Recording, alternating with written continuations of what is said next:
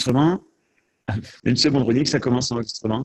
Oui, oui, vous me donnez le Voilà, top. bonsoir à tous et à toutes. On est sur fr.bimode.org et on est comme chaque jeudi soir avec un grand plaisir avec René et Chris pour ce soir les chapitres. On est dans Béréchit. Chapitre Voilà, bonne étude 23, on commence. à nous tous.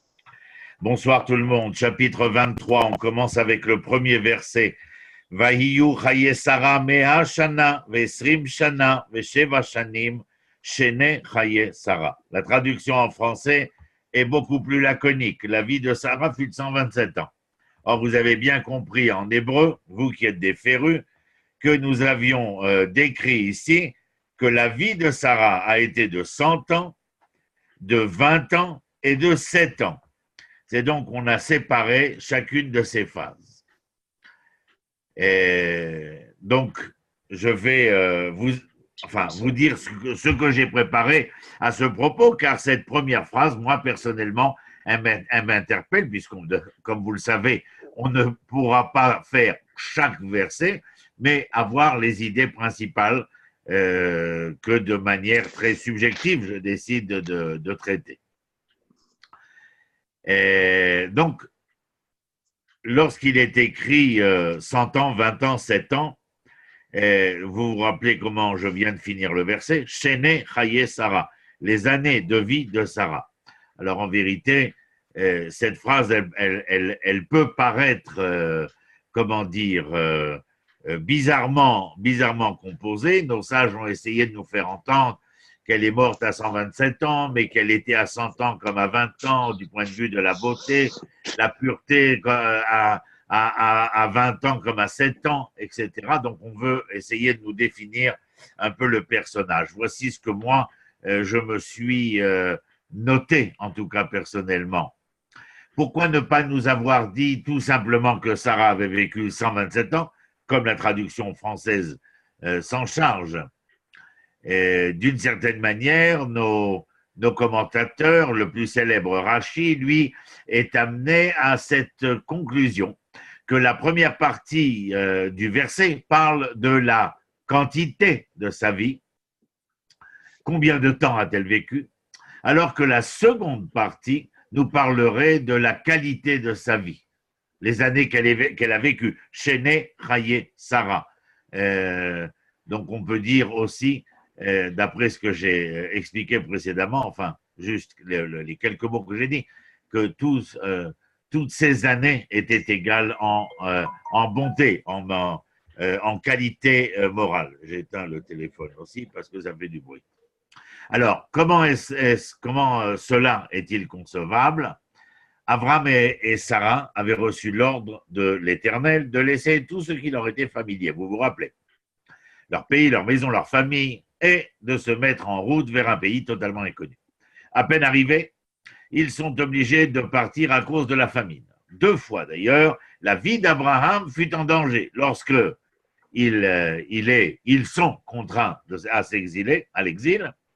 Il craint d'être tué par 2 fois d'ailleurs lors de sa rencontre avec le dirigeant local, soit Abimelech en Philistie, soit Pharaon en Égypte. Et la crainte, c'est bien sûr que Sarah puisse être faite prisonnière et amenée au harem de ces personnages. Et Sarah, vous vous rappelez, elle-même devait dire qu'elle était la sœur d'Abraham, qu'elle devait accepter d'une certaine manière l'indignité des instants, des moments où elle serait prise dans la maison de l'étranger. Nous connaissons l'histoire, je ne reviens pas dessus, mais quelque chose me dit que ce temps qu'elle passa chez Abimelech ou chez Pharaon a été d'une très grande pénibilité. Et pourquoi? Eh bien, j'ai pensé qu'elle avait en tête la promesse divine qui avait été répétée, c'est-à-dire qu'elle serait la mère d'une multitude. Promesse qui fut faite à Abraham et qui fut bien entendu énoncée à Sarah elle-même.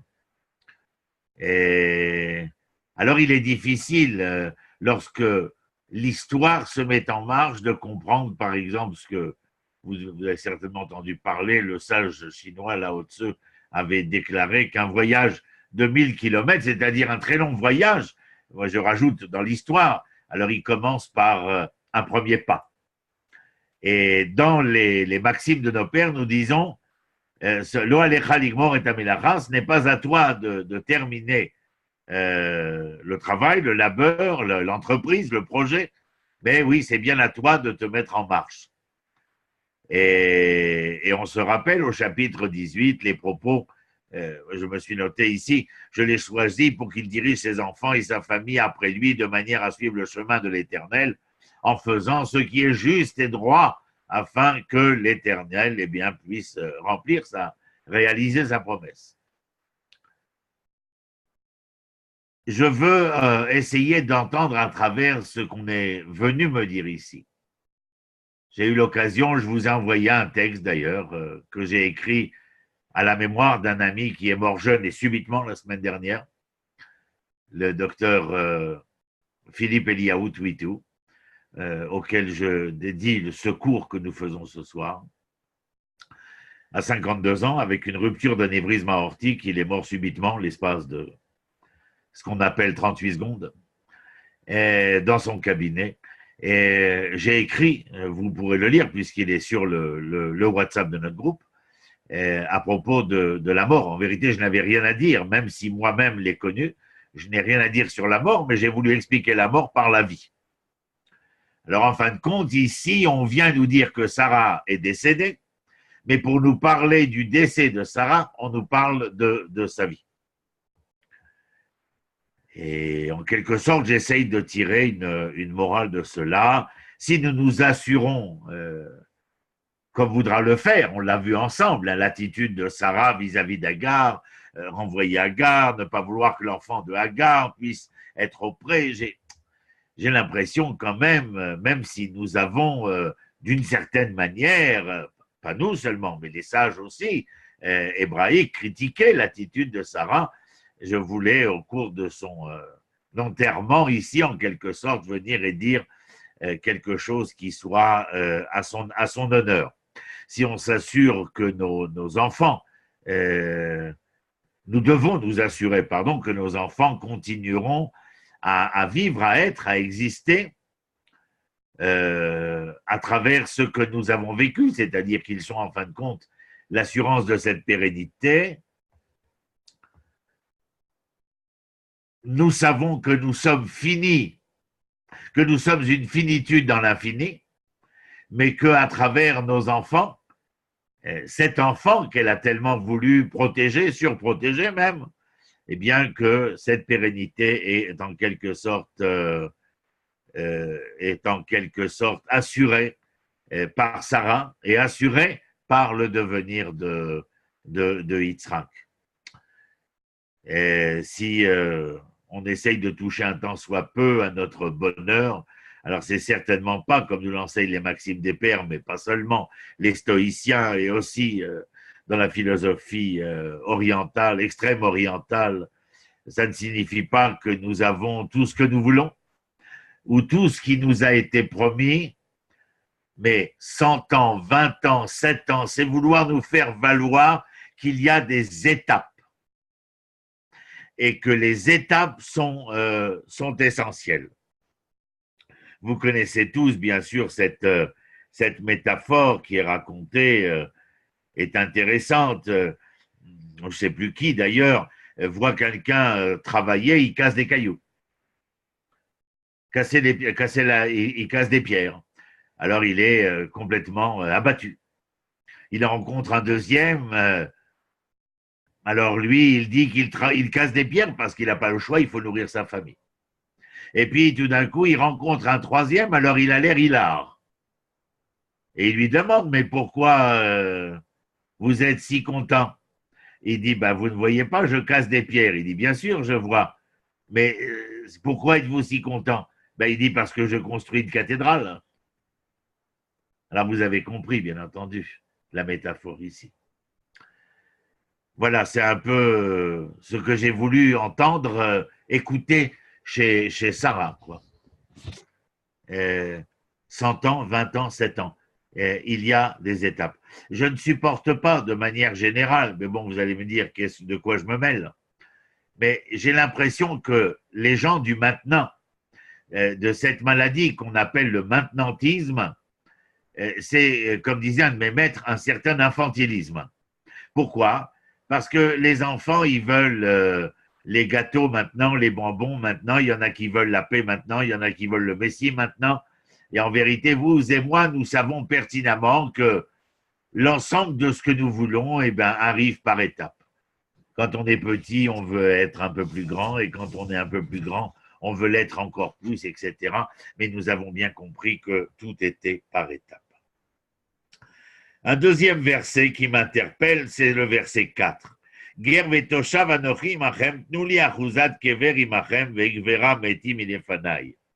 ne suis qu'un étranger domicilié parmi vous, accordez-moi la propriété d'une sépulture au milieu de vous, que j'ensevelisse mon mort de devant moi.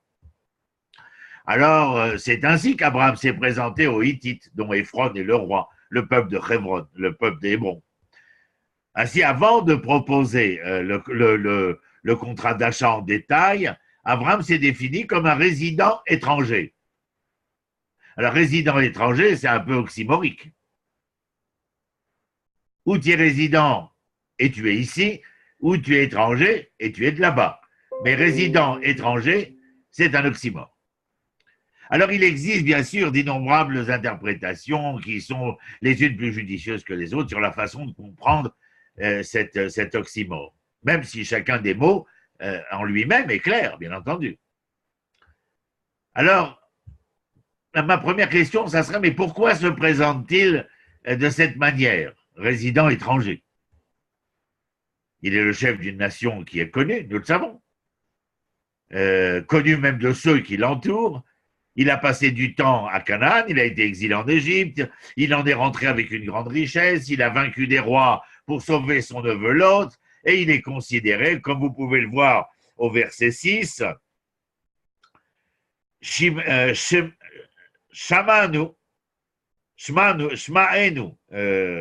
nous dit, écoute-nous, Adoni Nasi Elohim ata betorenu.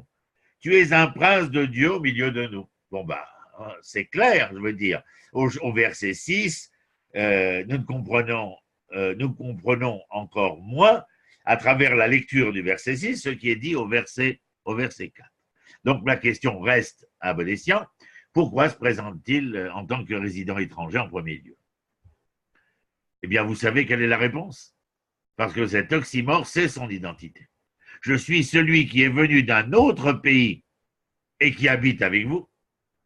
Et Abraham va présenter les signes de son identité dès qu'il se présente devant les autochtones et en même temps sa demande, sa requête.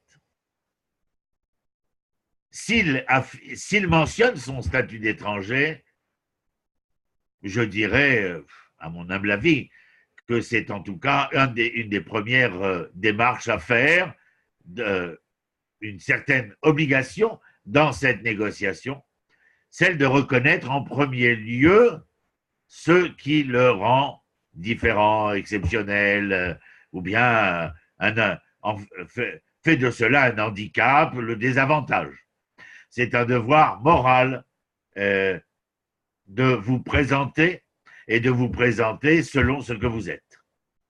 Même si cet étant est un oxymore. Et Abraham est le premier à nous l'enseigner. Et au moment où Abraham se présente, à travers ses identités, il exprime également le souhait que ses errants cessent et que, enfin, il puisse s'enraciner.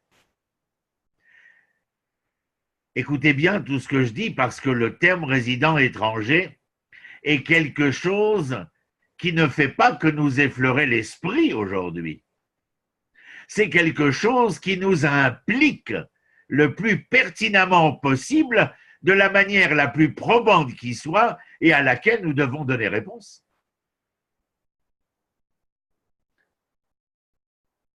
Et je répète, il exprime, à mon avis, également le souhait que ces errants cessent et qu'enfin ils puissent s'enraciner. Pour passer de l'état d'étranger à résident, il demande au verset 4, tel que vous l'avez lu, vendez-moi un lieu de, je vais le lire ici, accordez-moi la propriété d'une sépulture au milieu de vous, que j'ensevelisse mon mort de devant moi. Oui, ça peut paraître assez macabre que pour affirmer ce devenir de vie probable, eh bien, cela se réalise à travers la possession d'une sépulture, comme si le fait de pouvoir enterrer l'un des miens sur cette terre, de conjuguer le corps et la terre de cette manière, nous qui n'avons pas eu la possibilité de conjuguer le corps et la terre tel que on aurait pu le lire dans la fable de La Fontaine, le laboureur et ses enfants, par exemple, eh bien, est une manière de signifier cette volonté-là. La demande, vendez, donnez-moi. L'objectif, un lieu de sépulture parmi vous. Qu'y a-t-il entre vendez, donnez-moi et le lieu de sépulture? Eh bien, ce que nous venons d'expliquer. L'étranger demande le droit de s'installer en compagnie des Hittites et il souhaite également acquérir ce droit au prix fort. Vous avez fait attention dans le texte. Abraham refuse le cadeau. Abraham veut payer. Et les Hittites vont accepter, par l'insistance d'Abraham, ils vont accepter cet argent. Cela nous enseigne à nous, 2 secondes, je termine. Cela nous enseigne à nous de répondre à l'étranger. Et la phrase au verset 6, à part ce que j'ai lu, je le reprends, vous vous rappelez, je viens de le dire. Shema enu, Adoni anasi Elohim, Elohim ata betochenu, bemifrach varenu, kvor et metera, ish mimenu, et kivro, lo yichale mimcha mikvor metera. Personne ne t'empêchera. La réponse des Hittites, elle est très intéressante. Personne ne t'empêchera d'enterrer tes morts ici. Vous avez compris ce que je veux dire. Personne ne t'empêchera de devenir résident. C'est bien sûr étonnant où je vous emmène, mais enfin bon, voilà. René, oui, juste une alors, question sur. Oui. Alors moi j'ai juste une question. Je ne sais pas si c'est dans le texte, hein, je me souviens plus, mais par rapport au prix que paye Abraham, il me semble que c'est 400 shekels. 405, oui, c'est ça. Est-ce que ça, parce que 400 c'est Tav, c'est un symbole. Alors est-ce que ça veut dire quelque chose ou c'est pas la peine d'en parler? Pas la peine d'en parler, inutile. Je pense que en toute humilité. Pardon, Ronnie, c'est 400 shekels au verset 15. Oui, d'accord, c'est ça, absolument. Mais la question de Pascal, je lui réponds.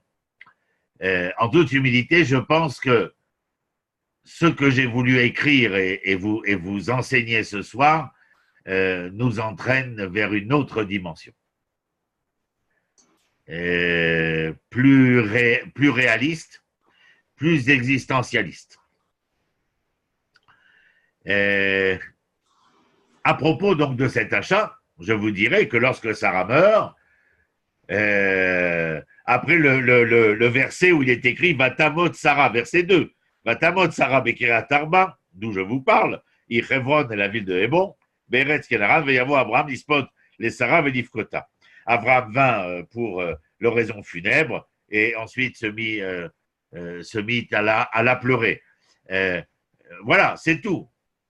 La vie de Sarah, que nous avons explicité précédemment. Ensuite, le fait au verset 2, elle est morte à Kirat Arba, qui est Hebron. Abraham veut l'enterrer en ce lieu dit. Et puis ensuite, on a le droit, à partir du verset, je pense, 11, jusqu'à 18, à la négociation elle-même. Transaction commerciale liée à l'achat de ce lieu de sépulture que nous connaissons aujourd'hui sous le nom de Meharat à Marpella, le caveau. Marpella, ça veut dire multiple, ça veut dire Est-ce que c'est les 4 géants qui habitaient? Est-ce que ce sont les 4 couples, Sarah? Alors Adam et Ève, Sarah, Abraham, Rivka avec Yaakov, avec Yitzhak et Yaakov avec Léa. Ce que l'on trouve dans ce livre de la Genèse d'ailleurs. Alors, ce qui est un autre point que je voulais vous signaler ici, puisque vous avez parlé des 400 cycles d'argent,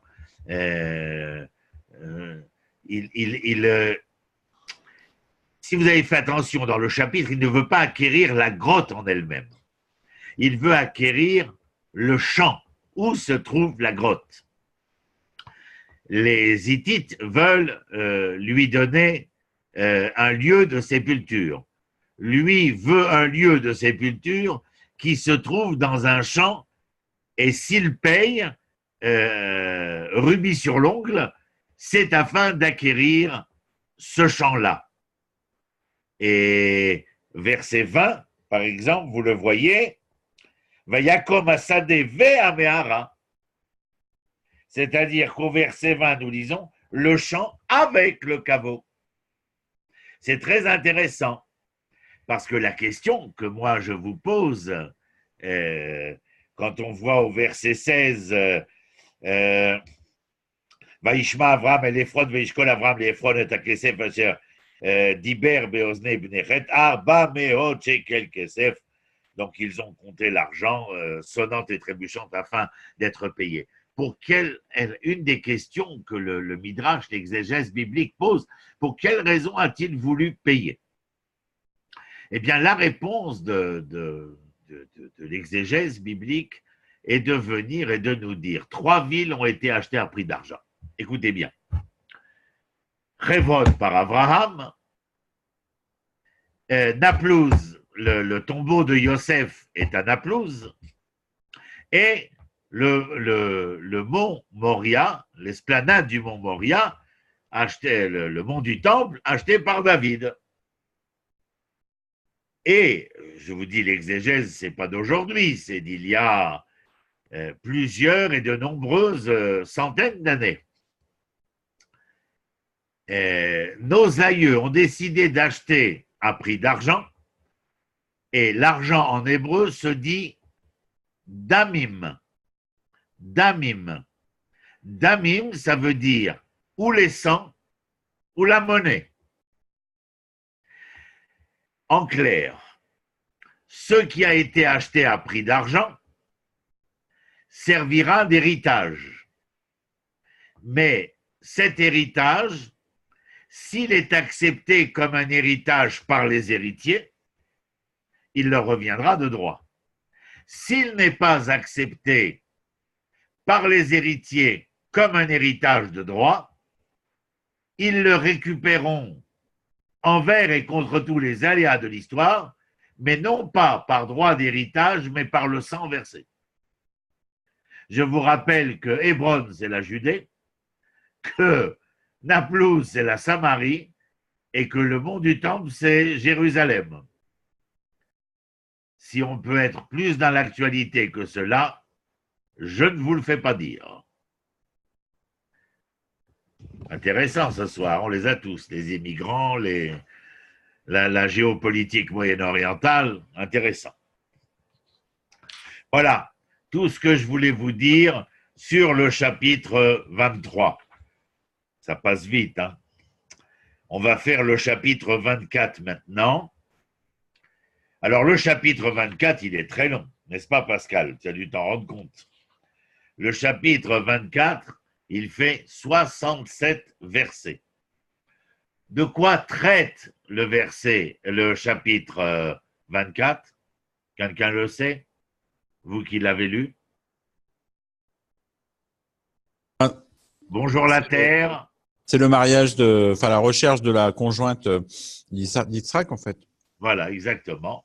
Les 67 versets, eh bien, concernent la recherche d'une épouse pour Yitzhak, dont le serviteur d'Abraham se met en quête, et pour cela traverser la frontière de Canaan pour aller vers le territoire de Aram, plus précisément vers Haran. Vous vous rappelez, Haran, c'est la frontière syro-turque, dans la région de Alep que nous connaissons aujourd'hui, parce que là-bas, il y a la famille d'Abraham. Alors, j'imagine que vous aurez une question. Il refuse de chercher la gente d'âme sur la terre de Canaan, mais accepterait une gente d'âme venant du territoire de Aram.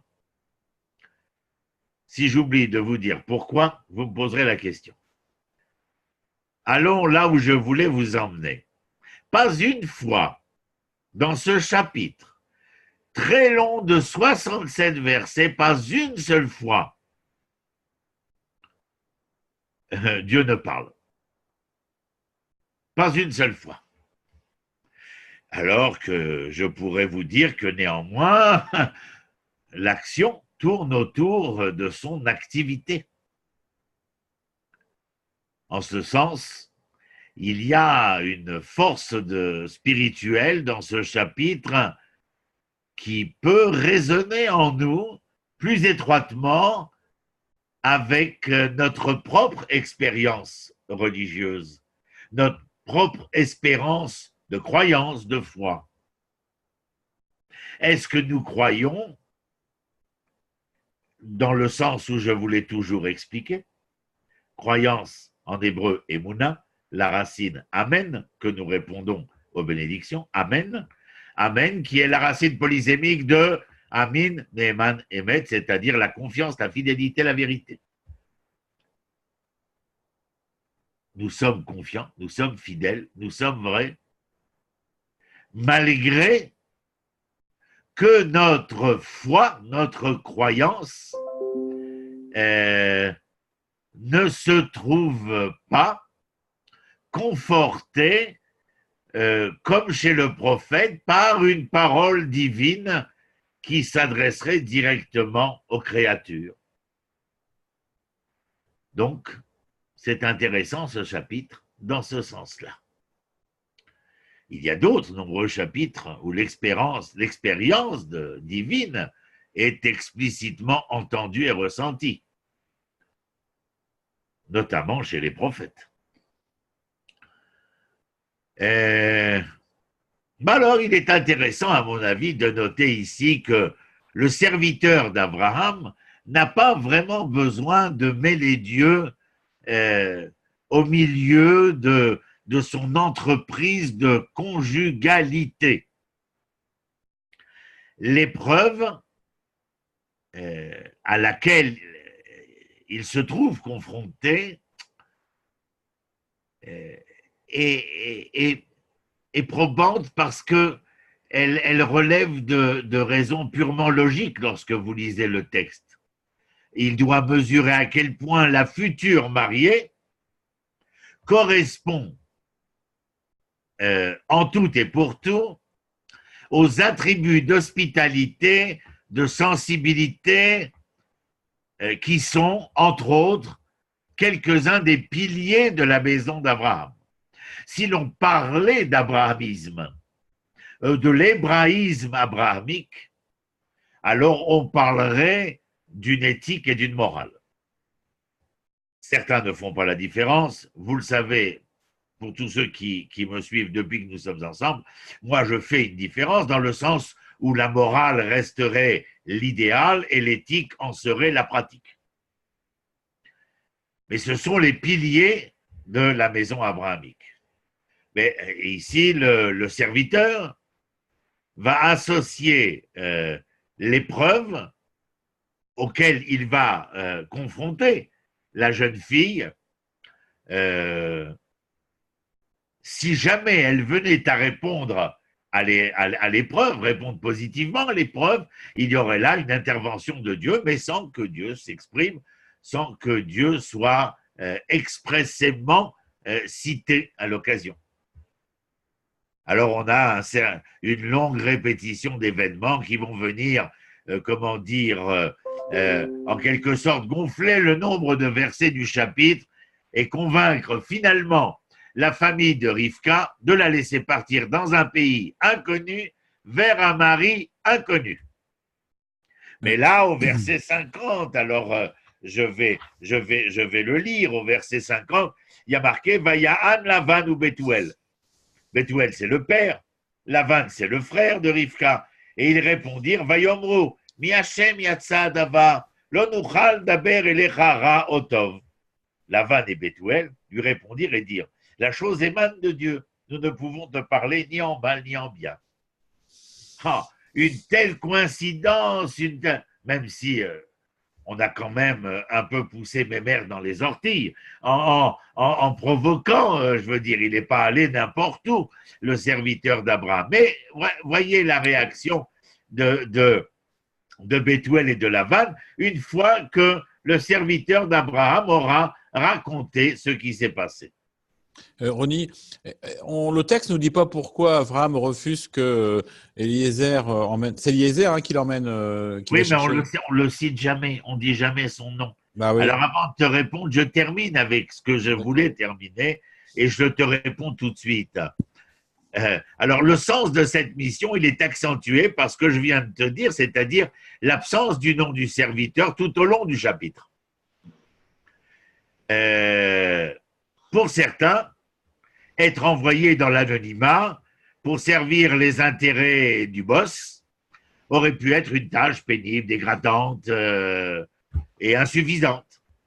Et pourtant, ce serviteur va transformer cet acte, l'imprégner consciemment d'une signification, d'une sémantique ayant une portée divine.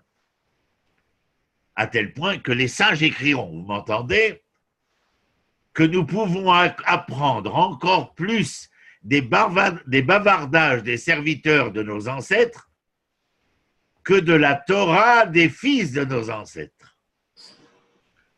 C'est-à-dire que nous avons appris par ce serviteur d'Abraham le pouvoir de la providence divine dans notre quotidien, de l'influence de cette providence divine sur notre quotidien propre, mais la possibilité que nous avions à travers la pleine conscience de cette providence divine présente, omniprésente parmi nous, de nous voir être capables, grâce à cela, et d'autant plus, d'assumer, de réaliser et de réussir la mission qui serait la nôtre. Mission que vous entendez comme vocation ou bien comme projet.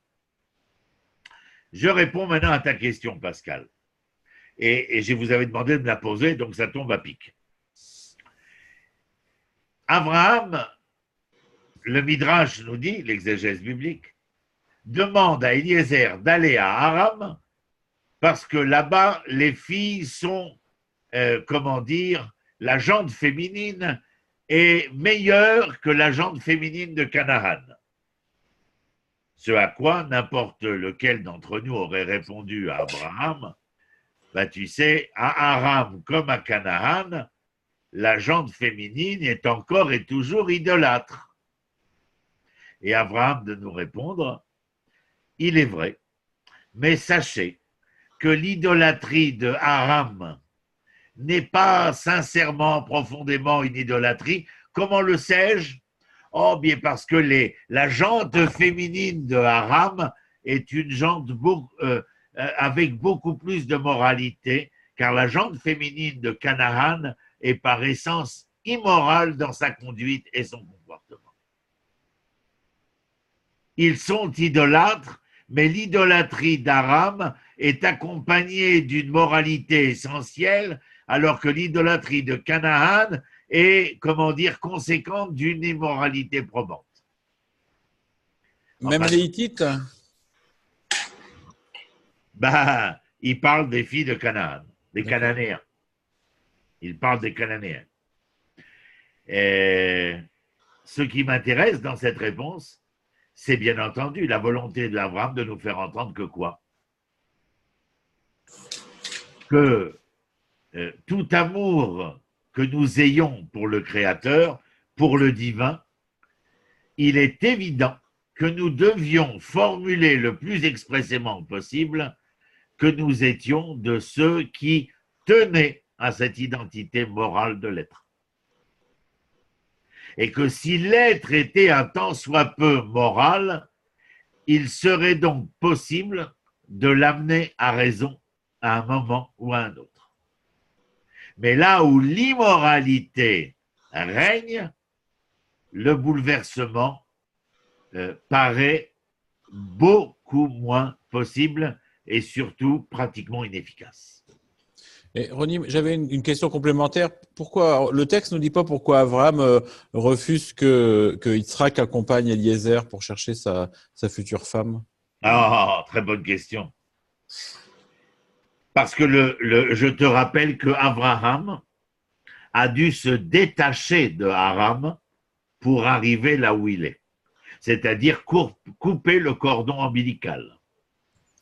C'est à travers son divorce total avec ce que fut son passé, bien qu'il en tire des leçons, certainement évidentes et probantes dans certains cas de figure, mais il coupe les ponts.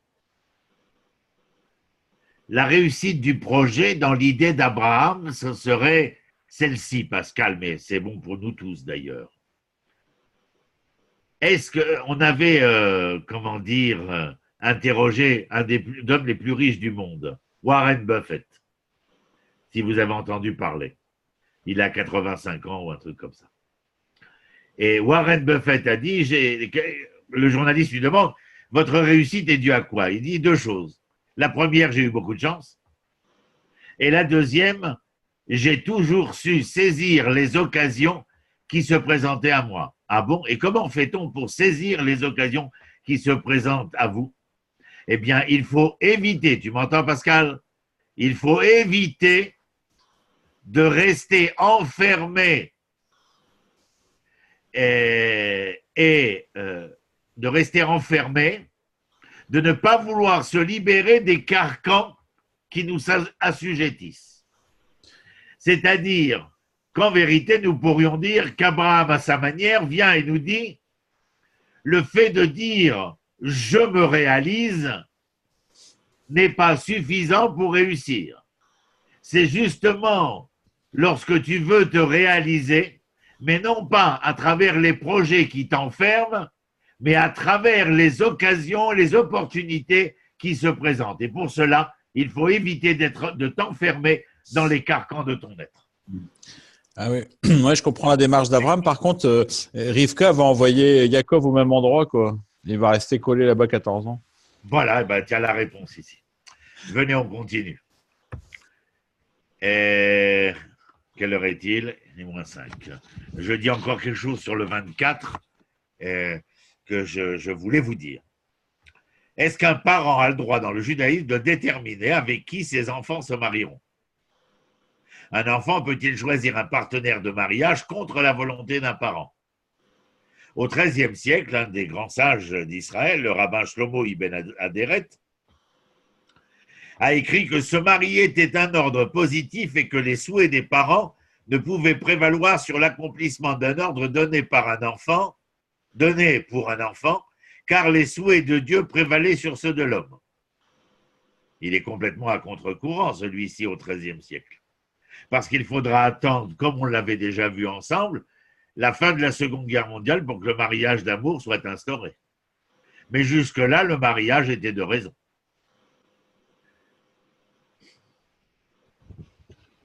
Voilà une chose qui m'a interpellé parce qu'à propos de Yitzhak, l'explication de ce monsieur peut paraître évidente si l'on va dans son sens. Yitzhak était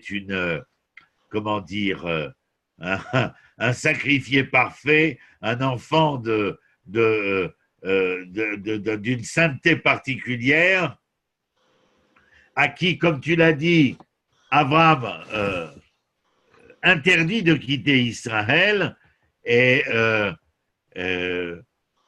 il aurait, si ce n'était l'interdiction d'Abraham, entrepris lui-même le voyage pour choisir une femme. Il y a ici une volonté de nous faire entendre que la raison serait raisonnable pour ce que nous avons expliqué. Éviter à Yitzhak de se retrouver là où Yaakov se retrouvera et se laissera enfermer dans les carcans de chez Aram. Alors, en tout cas, nous voyons ici que, d'après ce sage à propos du mariage de Yitzhak, que la loi juive, eh bien, en dépit de son immense volonté de respecter les parents, elle insiste également pour que les parents fassent en sorte que leurs enfants puissent prendre leurs propres décisions dans des domaines qui affectent leur bonheur personnel. Bien sûr, c'est à cette époque-là, je crois qu'il est le seul à avoir ce vœu pieux. Parce qu'il fait appel, en fin de compte, au respect mutuel, le respect de l'enfant, par ceux qui les ont mis au monde, le respect du droit des parents, et n'empêche pas le respect de ces enfants-là. Ronnie, Oui. Donc, il envoie son esclave le plus ancien, donc on a compris qui c'était, et donc il va y avoir cette partie un petit peu où il va y avoir un côté de foi et de prière de la part de ce serviteur, puisqu'il va demander à Hachem, voilà, j'aimerais que ça se passe comme ceci, comme cela.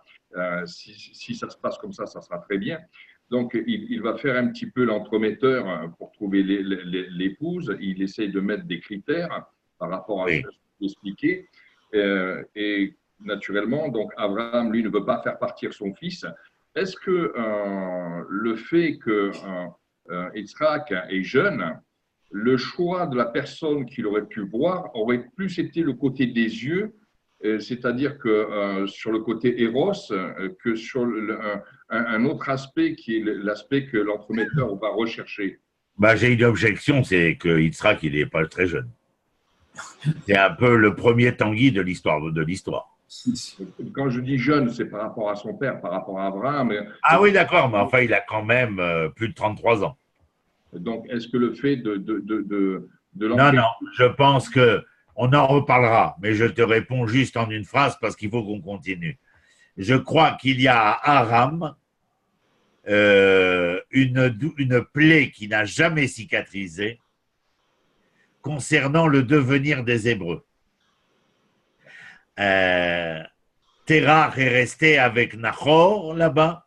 Ils ont fondé une dynastie hébraïque, mais qui est araméenne, alors que Abraham a quitté cette dynastie pour fonder la dynastie des Hébreux cananéens, c'est-à-dire des Hébreux Israël.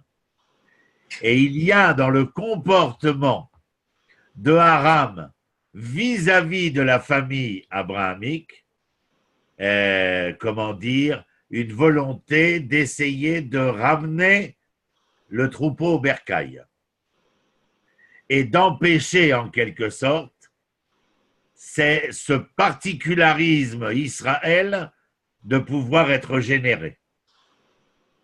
La pensée de Aram, c'est-à-dire de l'hébraïsme araméen, est de vouloir être universel, alors que la pensée de Abraham cananéen est que l'échec universel du début de l'histoire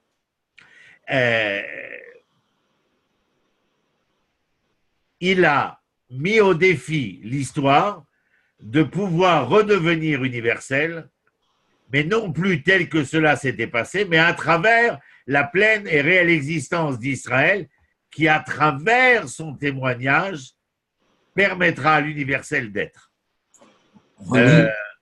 C'est tout, je ne veux pas aller plus loin, excusez-moi.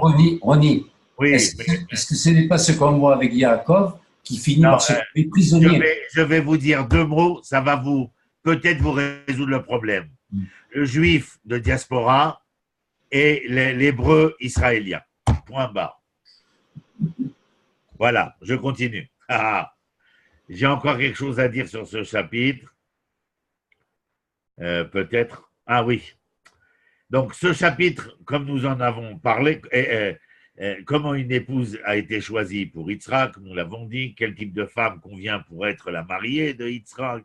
Alors, il y a deux réponses. La première, c'est au début de l'histoire. Il fait jurer à son serviteur de trouver une épouse pour ce que nous avons dit, c'est-à-dire une femme qui soit d'une identité morale qui réponde à l'hébraïsme abrahamique. Et celle-ci, comment dire, répond à cela. La deuxième chose que j'ai notée, à mon humble avis, c'est que, vous voyez, les versets 62-67 sont véritablement, comment dire, lorsque la famille a même demandé l'avis. Vous avez lu dans le texte, la famille, ce n'est pas Lavan et Bethuel qui donne la décision finale, mais c'est à la jeune fille que l'on demande son point de vue. Où est-ce que vous avez vu cela dans une société patriarcale? C'est bizarre.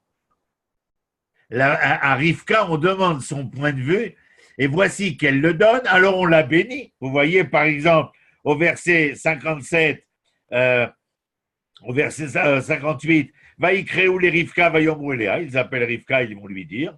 Au verset 59, « Vaïshlerou et Rivka » ils disent à Rivka, ben, tu peux y aller.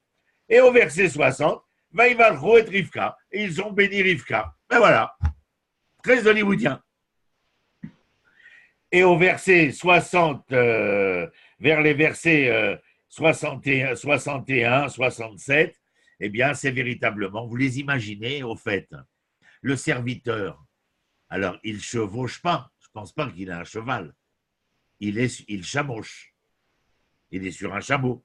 Et sur le chameau, un peu à la Laurence d'Arabie, il y a un dé pour les protéger du soleil, n'est-ce pas? Et voici qu'il chamauche côte à côte, et Rivka se tourne vers le serviteur et en voyant dans le champ, puisqu'ils sont arrivés en Canaan, près du Mamré, et il nous est dit, Yitzhak, la soir Bassadé, il est sorti pour, avec l'Éternel, certains disent prier. Et elle se tourne vers le serviteur et elle lui dit, dites-moi, mon brave, quel est cet homme que j'aperçois au loin? Et alors, le serviteur tourne le visage et lui dit, Madame, hein, en deux mots, bien sûr, hein, soyez noble. Madame, celui que vous apercevez au loin est votre promis. Eh bien, lisez, qu'est-ce qui se passe à ce moment-là dans le texte? Verset 64, mes chers. Vatissa Rivka et Enea. Et elle regarda au loin, bien sûr, elle posa ses yeux. Vatere et Yitzhak, et elle vit Rivka.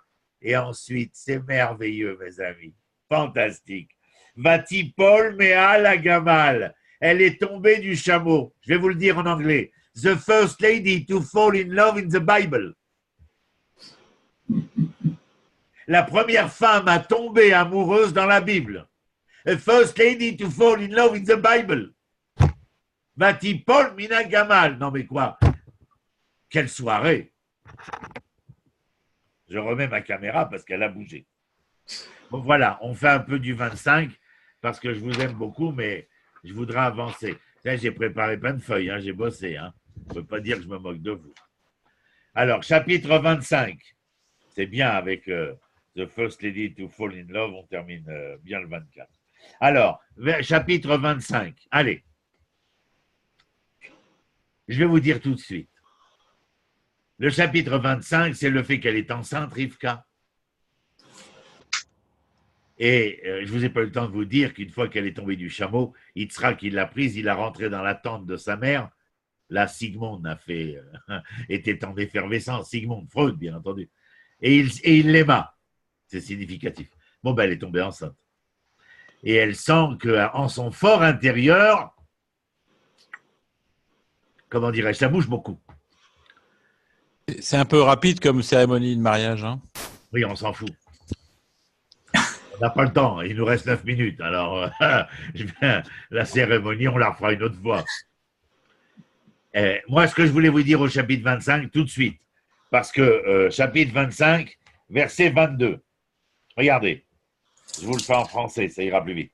Comme les enfants s'entrepoussaient dans son sein, elle dit, si cela est ainsi, à quoi suis-je destiné? Elle souffre. Et elle alla consulter le Seigneur et le Seigneur lui dit. Alors moi, je vous dis tout de suite, très peu de gens ont la chance d'obtenir des réponses à leurs questions existentielles et théologiques. Rivka s'adresse directement à l'Éternel, pose une question, elle reçoit une réponse rapide, claire, nette. Bien sûr, comme beaucoup de femmes, la grossesse n'est certainement pas une chose facile à supporter.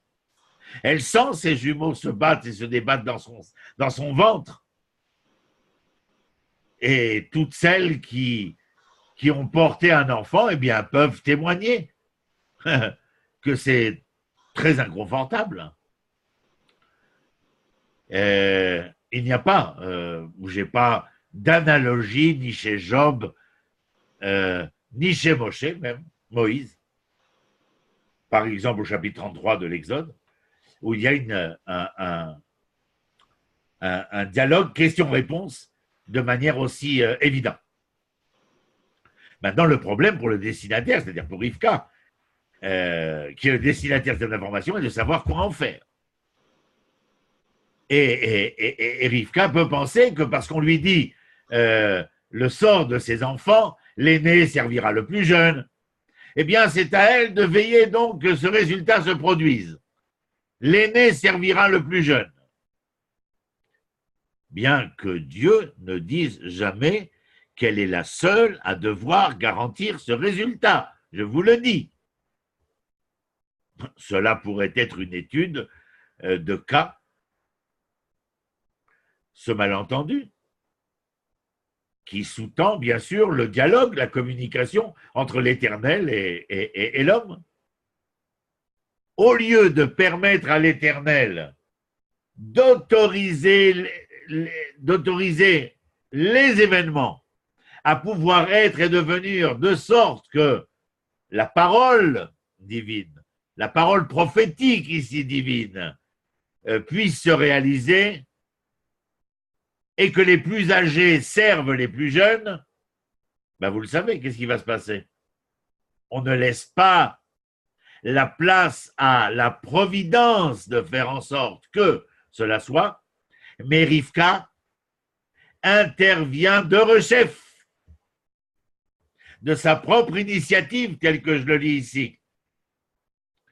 Et vous vous rappelez comme moi, on les verra, bien entendu, on verra les chapitres 27, chapitre 28, comment Rivka va entamer comment dire, la parole, entamer et entraver la parole divine, pas parce qu'elle va changer l'histoire, elle va changer le processus de l'histoire, l'évolution de l'histoire. En fin de compte, les interventions de Rivka ici, pour obtenir la fameuse bénédiction appropriée, est totalement inutile. Toutes ces interventions sont totalement inutiles, puisque l'Éternel et même Yitzhak avaient un plan tout à fait sûr. Une des leçons, moi, que j'apprends ici, eh bien, il faudrait que vous et moi, nous fassions preuve d'humilité face aux nombreuses questions sans réponse qui se posent à nous au quotidien de notre monde.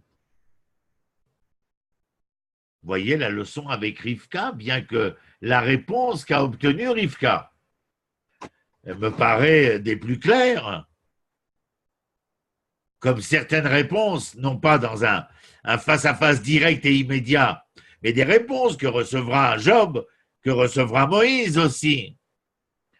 Même si cela reste mystérieux, ils ont d'une certaine manière l'entendement de vouloir ne pas prétendre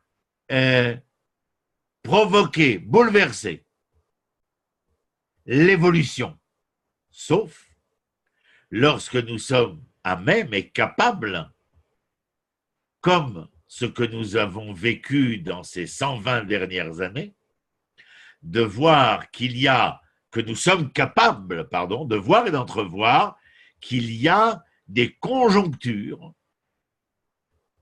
historiques qui font que le peuple d'Israël est interpellé et que là, il lui faut répondre et non pas prier.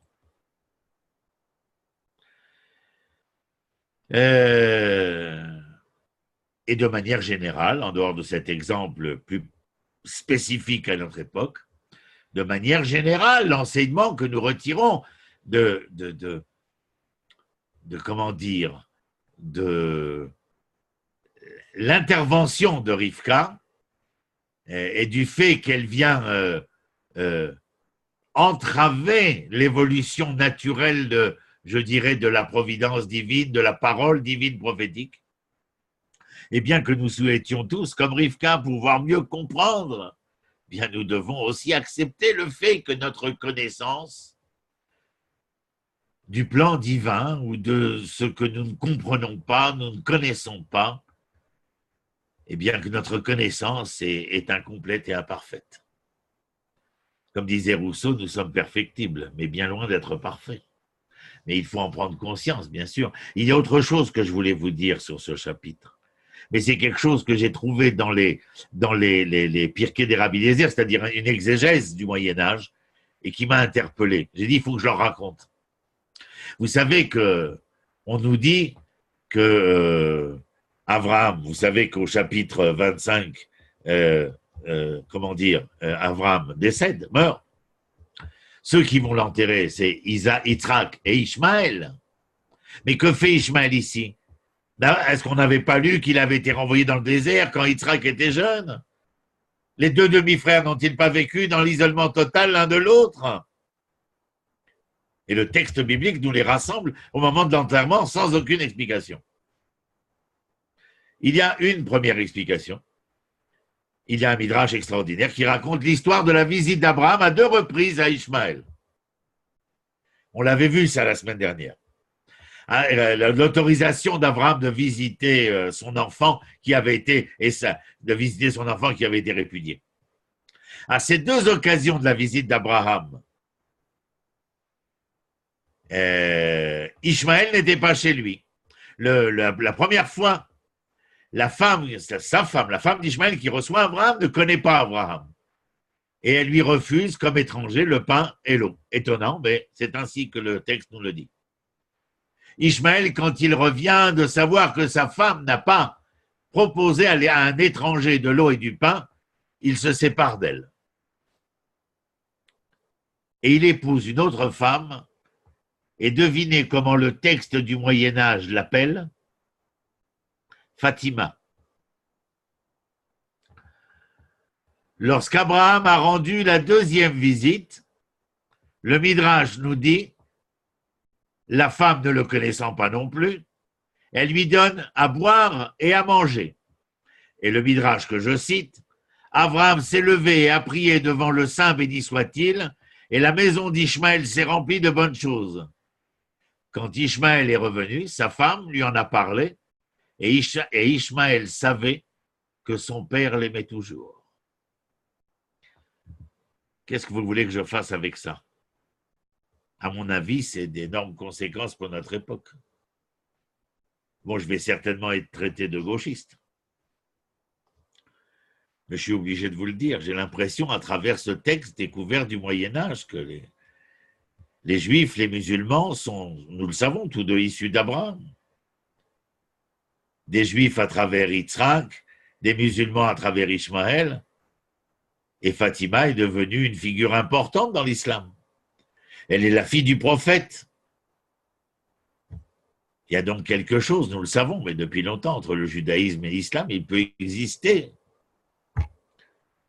le pain et l'eau, la visite, une amitié, un respect mutuel, puisqu'on l'avait vu ensemble, lorsque Dieu veut prendre Yitzhak, qui lui dit, prends ton enfant, il dit lequel, ton unique, lequel, celui que tu aimes, il dit lequel, parce qu'il les aime tous les 2. Et oui, Abraham aime ses 2 fils. Et il est mis en terre, comme je vous le disais tout à l'heure, par ses 2 fils. Peut-être qu'il y a là de l'espoir pour notre avenir.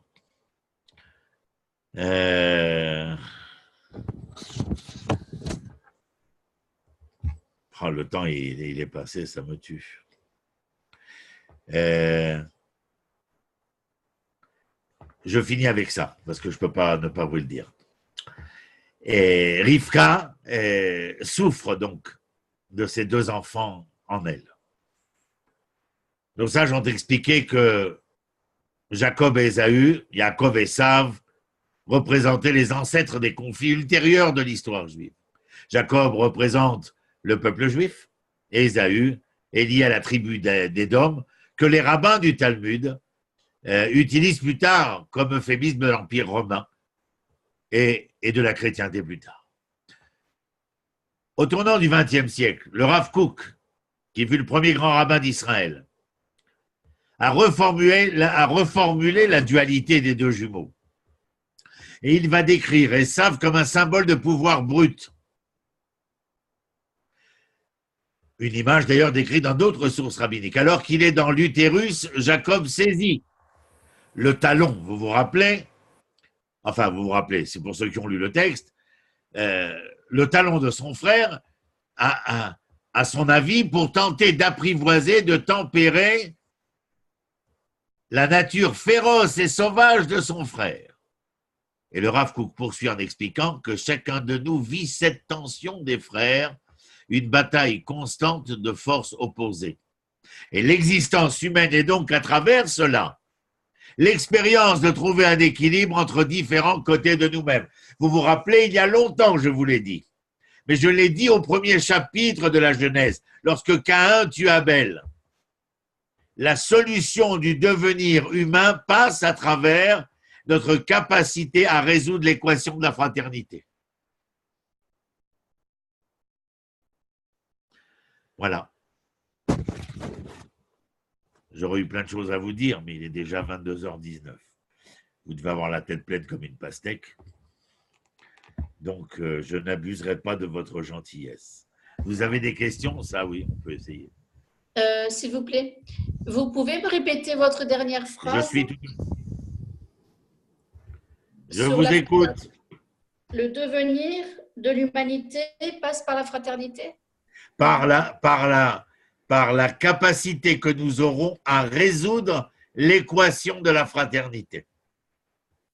Merci. Pour ça, je vous renvoie des lectures comme la lecture de Lévinas, la lecture de Martin Buber sur le jeu et le tu, etc. Eh bien, je vous trouve bien calme, mes amis. Je vous ai laissé pantois, si ce n'est quoi. Oui. Bon, Ah et oui, ben comme voilà. d'habitude. En tout cas, il y avait. J'espère que ça vous a intéressé. À chaque fois, j'essaye d'amener de manière un peu différente le cours. Mais là, voilà, il y avait des versets et puis il y avait surtout des grandes idées que les versets nous inspirent. Et je crois que je ne peux pas étudier le Tanakh, je ne peux pas étudier la Bible en pensant que je suis venu raconter backstory, les histoires d'hier, et que non. Je crois que la lecture de ce passé est justement dans le futur qu'elle nous propose, mais dans la symbiose des leçons du passé et de l'idéal futur. C'est mon présent que j'essaye d'entendre. Voilà. Ronnie, moi j'ai une petite question géographique. Hein. Tu sais que j'aime bien les histoires des villes notamment. Et au début du chapitre précédent, il présente Hébron comme Kiryat Arba, comme si c'était comme si la ville avait deux noms en fait. Ben oui, la ville elle a deux noms. Oui. Mais à l'époque, elle ne pouvait pas s'appeler Kiryat Arba parce qu'il y avait il y en avait qu'un qui était fait. Il y avait personne d'enterré dedans encore.